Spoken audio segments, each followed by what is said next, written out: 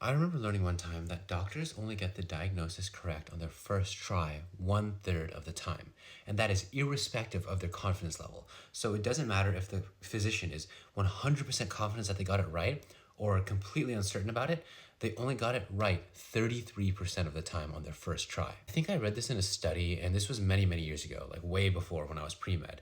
But I remember that stuck with me, and I still think about it periodically now. Thinking about this again because I've been taking a lot of practice questions lately to study.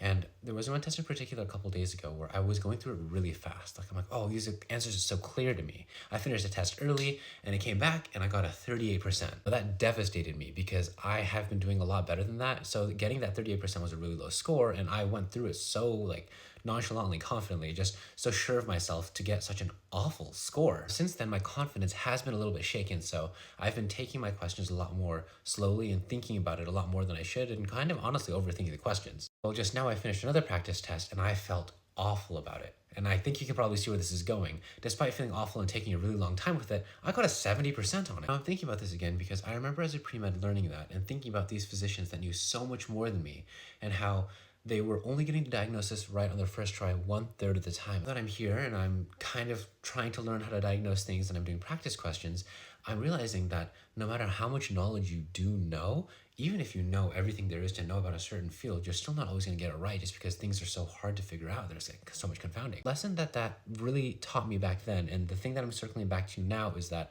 no matter how much you know, no matter how confident you are, no matter how much you've seen, how much experience you have, you should always stay humble. Now, humble is kind of an interesting word to pick there, and I do that on purpose because that's something that's always kind of stuck with me. It's been important to me. Important detail that has always kind of stuck with me is that you never know what or how much you don't know. If there's something that you're unaware of, inherently you just don't comprehend that there is more out there.